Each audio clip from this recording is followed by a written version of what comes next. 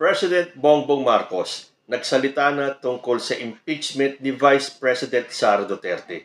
Matapos po kasi ng impeachment sa Kamara ni Vice President Sara Duterte, bumanat na naman po ang mga DDS at kung ano-ano na namang paninira ang sinasabi tungkol dito sa impeachment ni VP Sara. Sinisisi na naman nila si President Bongbong Marcos at may kinalaman daw si PBBM sa impeachment ni Sara Duterte, kaya may malaking halaga daw ang katumbas ng pagpirma ng mga kongresista at kung ano-ano pa. Talaga pong walang makakatulad ang mga DDS pagdating sa siraan at fake news. Number 1 po talaga sila dyan. Kahit naman na anong gawin nila, nananatiling si Bongbong Marcos pa rin po ang ating presidente. Hindi naman sila pinapatulan ni PBBM. Kaya lalo silang nanggagalaiti. Ang hindi nila alam, gumagana po ang utak ni President Bongbong Marcos. Naghihintay lang siya ng tamang oras when to strike, kung alam nyo ang ibig kong sabihin. So nagsalita na po si President Bongbong Marcos tungkol sa impeachment ni VP Sara. Nag-react din siya doon sa sinabi ni Rodante Marcoleta na wala naman daw West Philippine Sea sa mapa at nagbigay din siya ng kanyang reaction sa pahayag ni Pulong Duterte. Lahat po ng mga katanungan ninyo sasagutin ni President Bongbong Marcos sa isang press conference. Panoorin po natin ito. Good afternoon.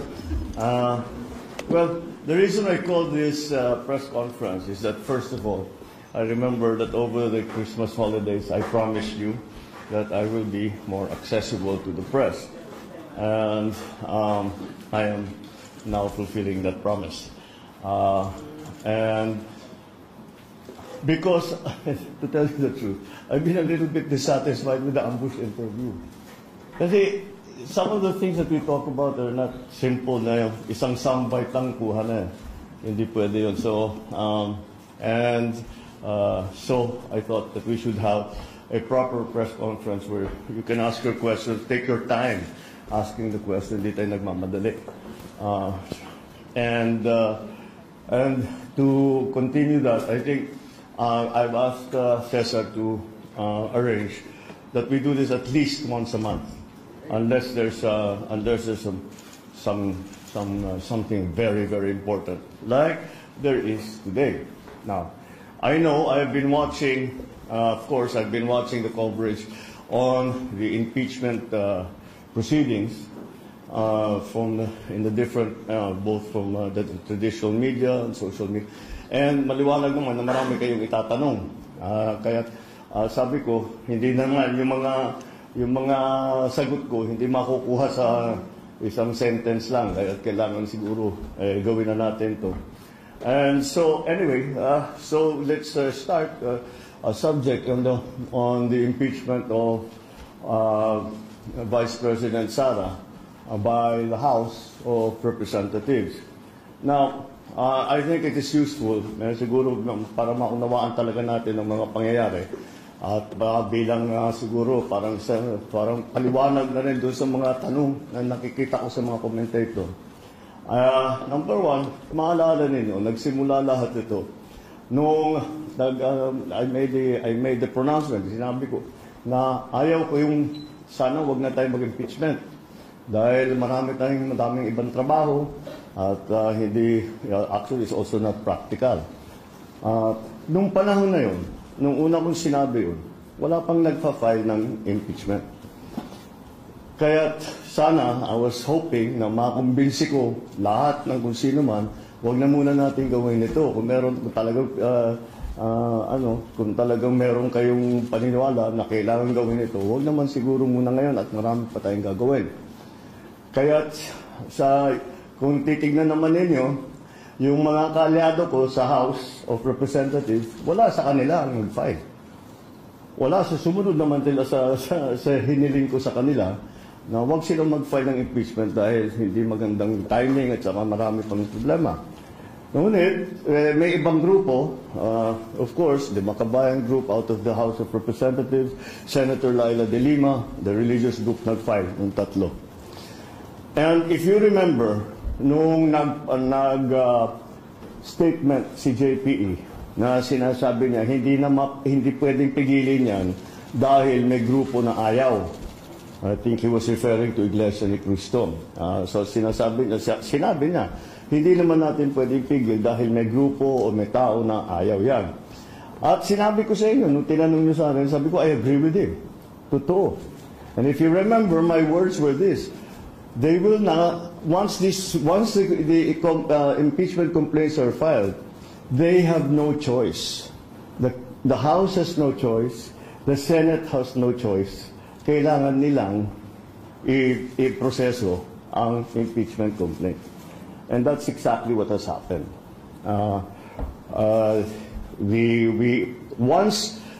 Once the impeachment complaints were filed, the House and the Senate, they have no choice. Nakatali na kamay nila. They have to do this. And they have to do it in recognition of, the complaints that have been filed. So, yun ang nangyari ngayon. And that's why we have come to this point where the House has transmitted already the impeachment complaint to the Senate. We have heard some of the statements made by the Senate President as to how he is planning to handle it. So we will have to see because it is many, as you've heard before, and that we heard many times during the Corona trial, these impeachment trials are sui generis. And therefore, we have to be very clear how the rules are and how it will be conducted. Yun ang inaalala ko because I was also in the House and I was in the Senate during the Corona trial. Kaya I have some understanding do sa mga procedure. But anyway, that's the way I see it. That's the way that happened. And now I'll open the floor to any questions of yours. Thank you, Mr. President. First question, Ivan Marina, GMA7. Good afternoon, Mr. President. Good afternoon. While it is true na constitutional duty ng House na to act on the impeachment complaint, meron ho silang choice kung i-endorse sila o hindi. Diretsuin ko na po yung tanong, did you have a hand in this impeachment? No, the executive cannot have a hand in the impeachment. Walang role ang executive sa impeachment. Of course, did we discuss it with the Speaker? Did we discuss it with the other congressmen? Of course. And then tinatanong, anong plano ninyo? Ano ba talagang gusto ninyong gawin? And that's it. Well, nandito na ito. Hindi na namin maiwasan. But the conventional thinking, Mr. President, is that nothing comes to pass in the House without the President or without Malacanang's blessing. Well, you give me too much credit. But again, what the House has done is clearly the mandate that they have been, the constitutional mandate that they have to proceed with the impeachment complaints. So that's why I think they're just following the procedure. Ang punot dulo nito na-transmit nila ang impeachment complaints sa upper house. One last point from my end, Mr. President. Kapansin-pansin na unang pumirma sa endorsement ng anak ninyo. Did he seek your advice on this, and what did you tell him? Of course, he did. And I said, it was very simple, but I told him. And he said, you know, mukhang pipirmahan na. Well, what's your opinion? What I should do? And I told him. I said the process is begun. It has parang batas yan eh. When you're in the legislature, when you file a bill, okay, House Bill number 1, 2, 3, etc., etc. Pag file mo niyan, that bill takes a life of its own. Kahit anong gawin ng congressman na nag-file o senador na nag-file, kahit ayaw niya yung mga changes na magagawin doon sa kanyang bill, wala na siyang magagawa. Because the bill is going through the process as it should. And part of that process will be amendments, etc., additions, all that. The impeachment complaint is exactly the same. Once it has been filed, there is a procedure that needs to be followed already. So sabi ko, andyan na tayo, sabi ko kay Kong Sandro, sabi ko sa kanya, the process has already begun. So, it's your duty now to support that process. So do your duty. That's what I told you. Do your duty. You have to support the process. You are constitutionally mandated to carry out that process. And you are a congressman, so do your duty. That's what I told him. I didn't know you'd be the first to sign that. Maricel Halili, News 5. Sir, magandang hapon po. Sir, you were very vocal before na ayaw niyo po ng impeachment because it's not the right time. But now na it's there already, paano niyo po ito nakikita na makakaapekto, especially dun sa mga ongoing priorities? Well, it depends on how the Senate chooses to handle it. Hindi pa maliwanag kung ano yung plano ni Senate President at saka yung ating mga senador. Kung paano nila gagawin, if they will immediately convene, if they will still study the rules, if they are going to wait until the next session. So we'll have to wait until they decide on how it's going to be. Pero just to be categorical about it, sir, don't you see this as a defiance in a way, considering na naging vocal na po kayo before that this is not the right time, and yet nag-proceed pa rin yung impeachment case? No. I'm sure that the parties that filed the impeachment cases felt strongly about it, and despite my importunings and expressing my opinion that we really would rather not have the impeachment, they continue to do that. So it's not defiance. May ganyan ang kanilang paniniwala. Sa kanilang paniniwala, kailangan gawin ito. Kahit na sinabi ko na sana wag na, hindi pwede, hindi namin pwedeng palampasin ito. Ganun ang thinking nila. So, tinuloy nila.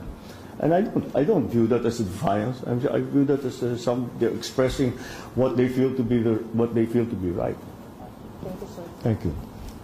John A.U., People's Journal.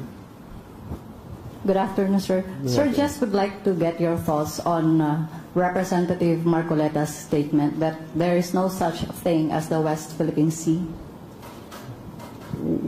Okay. So he's expressing his opinion. When I see him, lulukuhin ko siya. He's a candidate, so he has to grab headlines, di ba? So tama yung ginawa na for a candidate. Ngayon, ever talking about him na. magaling talaga siya sa ganun. Sir, yung Chinese monster ship nasa West Philippine Sea for more than a month now, how are you going to respond to this? Will you change your approach? Kasi parang hindi naman umaalis doon sa area. Well, we don't have the means na paalisin. Hindi naman, buti kung meron tayong aircraft carrier na may kasamang destroyer, frigate at saka submarine na papupuntahin natin doon para matulak silang palayo. Wala naman tayong ganun. Kung sa palakihan at paramihan lang ng barko, malayo tayo sa China. Pero ang policy naman natin is that we will just continue to defend our territorial, our sovereign territory and our territorial rights in the EEZ. Yun lang. Kahit ano pang ang iniisip na, ano bang mission ng Coast Guard? Ano bang mission ng Navy? To protect the territorial integrity of the Philippines. So that's what they will do. They will continue to do that no matter what any other foreign power does. That is what we will do. When we detect the presence of a foreign vessel who is beginning to intrude or coming close already to our coastal waters, papupuntahan natin ang barko. And we will challenge them. And we will make sure that they know that this is what they are doing is illegal. Of course, they will counter saying that they're doing regular peacekeeping law enforcement patrols. But they will always find, they will always find the Philippine presence. No matter what they do, kahit na kahit na banggain na yung barko natin, kahit na mag-water cannon sila, mag-laser sila, kahit kung ano pang gawin na mag-block sila, laging nandyan ang Pilipinas. We will always be there protecting our territory. We will always be there making sure our fishermen are able to exercise their sovereign rights. Nandyan lagi. That's their mission. And if their presence helps to, kasi kung minsan napapaalis nga nila kahit may malalaking barko, then better. Then then they will have achieved what they are supposed to do while they're patrolling our waters. Sir, last na lang from me. Sir, last week you said na you had a deal with China. You nagbigay kayo ng kondisyon sa China na you will pull out the typhoon missile if and when China will stop its aggression. Nag-respond na po ba ang China about it? No. Or- No. I didn't expect them to either. Because, no, I didn't expect them to. And they haven't responded specifically.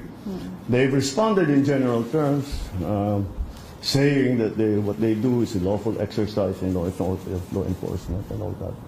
But no, nothing specific on the missiles, nothing specific about the reduction of tension, the reduction of the aggressive moves, and nothing like that. Wala kaming napag-usap na gano'n. Thank you, Mr. Okay? President. Alexis Romero, Philippine Star. Good afternoon, Mr. President. No? Yes, Let sir. me just go back to one of our interviews during one of your previous US visits sa Honolulu, Hawaii, when asked about the looming impeachment, supposedly that time, no, against Vice President Sara Duterte. No? When asked, no, you told reporters, you told us, binabantayan namin ng mabuti, this was in Honolulu, Mr. President, binabantayan namin ng mabuti because we don't want her to be impeached.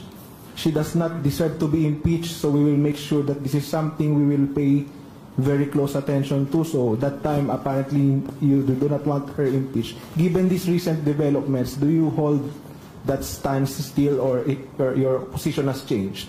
It doesn't matter what I think. It will have to go to the procedure. It will go to trial, and we will have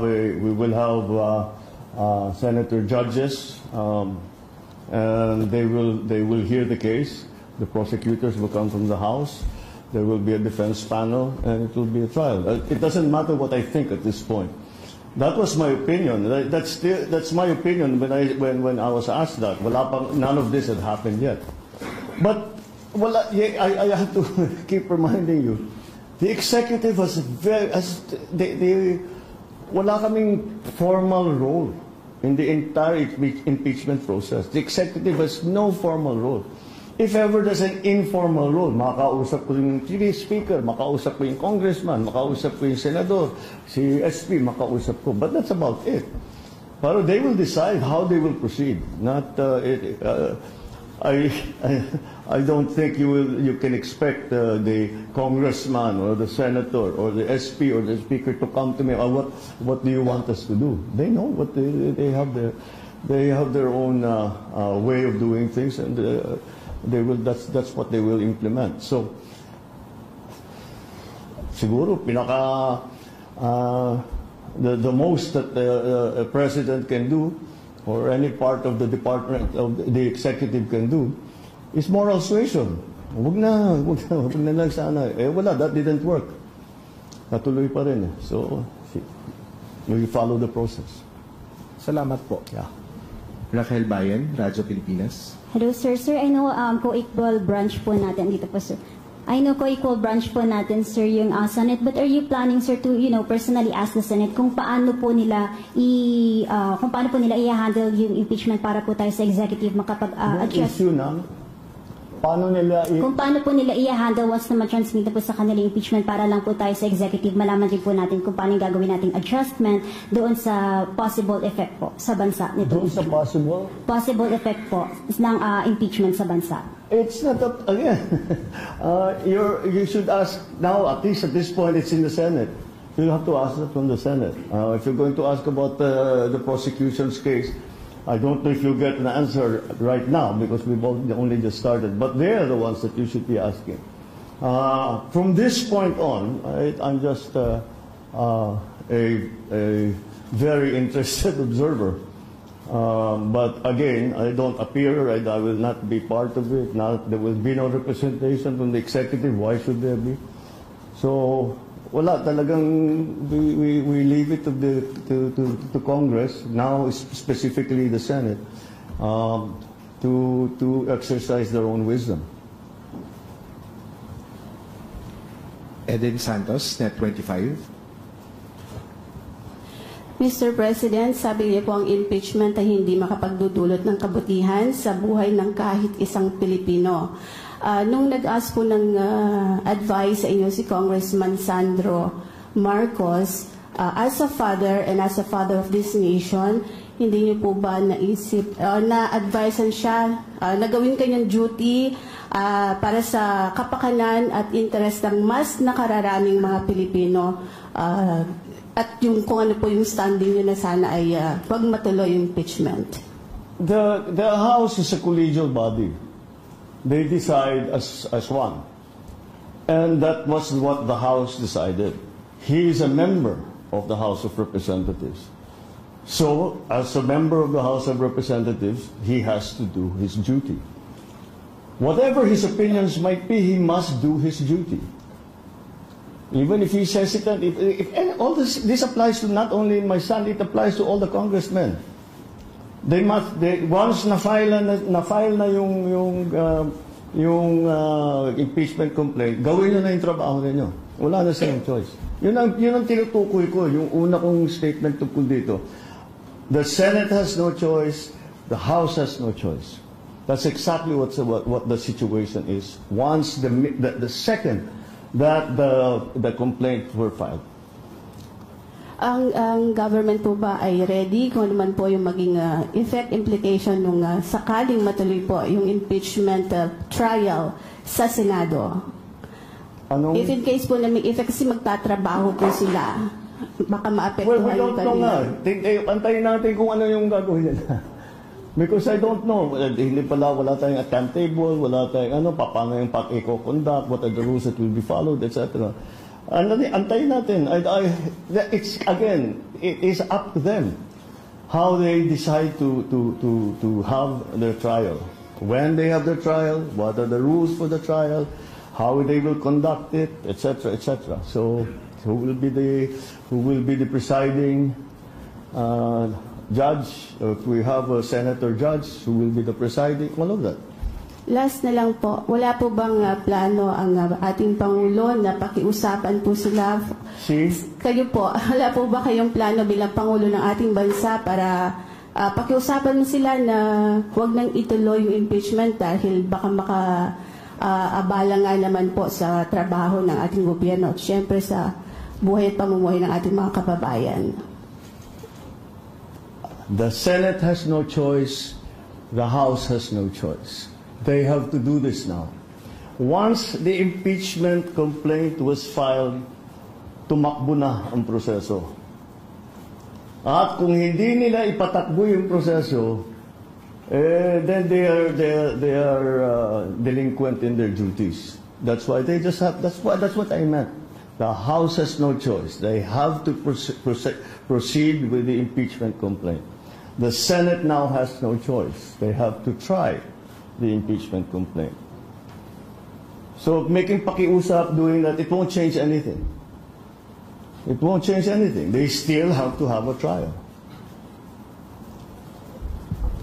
Chona Yu, in People's Journal. Sir, natapos na yung session kahapon ng Congress. Magpapatawag po ba kayo ng special session para so that the Senate can proceed with the impeachment trial? If the senators ask for it, yes.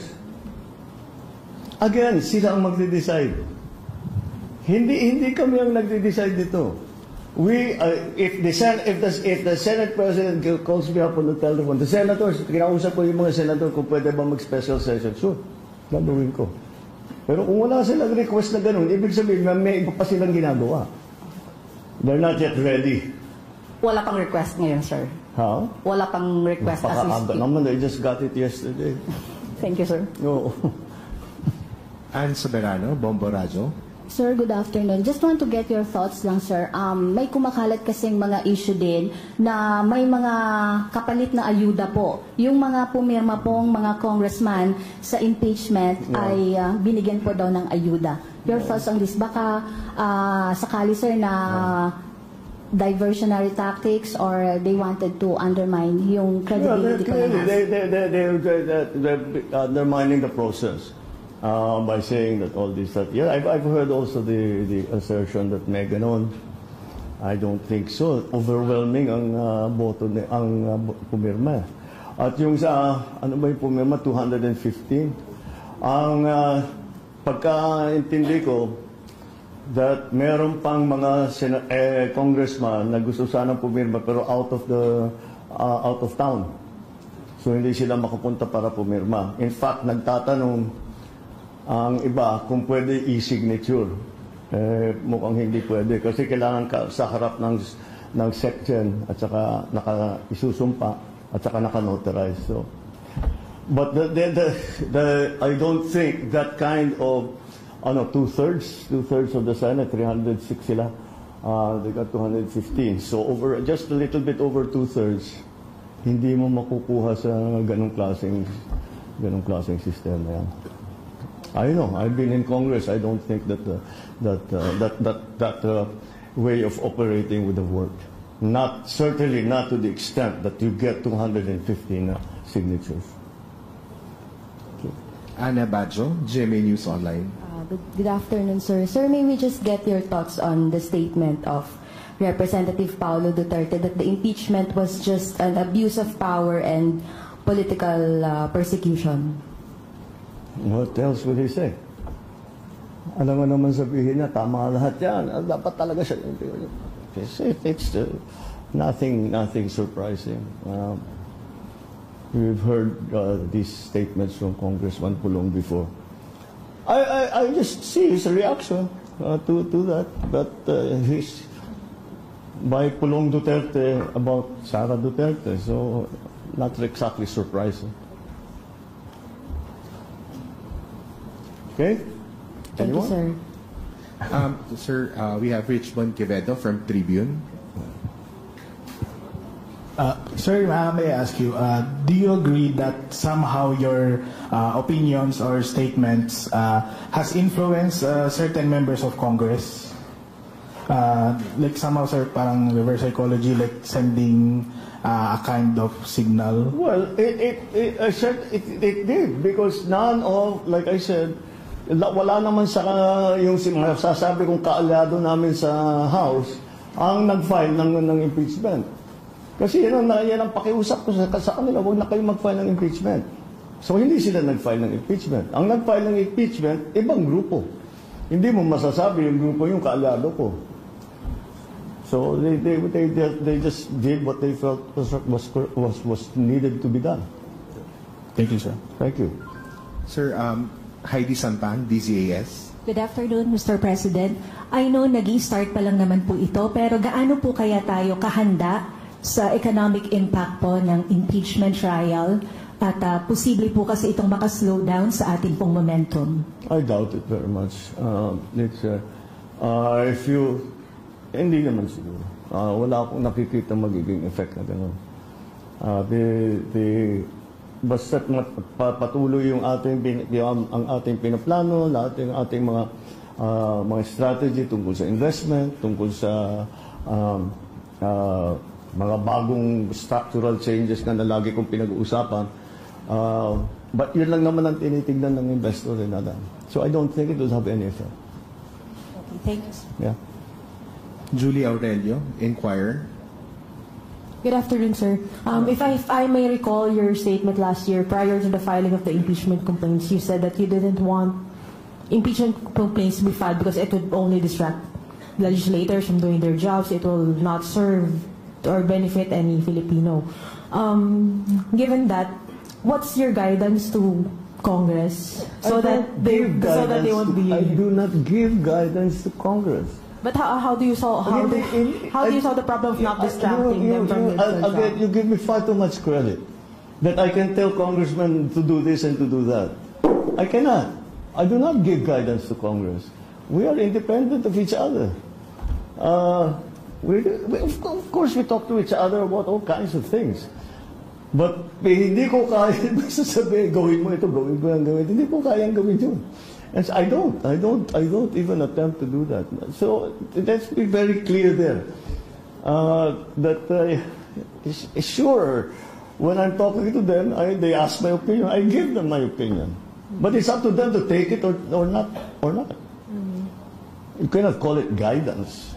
na But kailangan nila are you not isunod. afraid that, you know, it might derail your effort or it might derail priority measures in Congress because, you know, Because, the Senate will be busy with the impeachment. So slowly please, I cannot understand. are you not afraid that you were afraid before that the impeachment process might derail or might sidetrack the priority measures of your administration, given that this is already happening? Are you not fearful or afraid that it might actually come to pass? Your fears from before? What did we talk about 80% of the time today? Impeachment. It happened already. It's happening already. Imbis na pag-usapan natin ang agrarian reform, imbis na pag-usapan natin ang climate change, we're talking about impeachment. So what you're asking is I'm not afraid it's about to happen. It's happened. Look at today. Today, we're talking about impeachment the whole time. Last na lang, sir. When you gave those when you uttered those words that you're not in favor of impeaching the vice president, that happened when it was not yet filed. You made that clear, very clear. And yet you did say that it is Congress's constitutional duty to let the process go, to let the impeachment process proceed as constitutionally mandated. However, the outcome is actually contrary to what you actually want, which is not to impeach the vice president. No, where is the contrary? Where is it contrary to what I said? Because you don't. Your thoughts was you do not want the vice president to be impeached. That's what you said before. So that's given that. Do you feel that don't you have any ill feelings towards congressmen who led to the transmittal of the impeachment articles of the Senate? The congressman with who I I'll just repeat it again. Lahat ng natatawag kong kaalyado ko sa House of Representatives, wala sa kanila ang non-file. But they signed it, sir. Huh? But they signed it. Because it's already there. Nandyan eh. Ano pang gagawin nila? And there was very clearly a large bloc in Congress, at least 215, who wanted to sign the impeachment. They did not file a case because I asked them not to.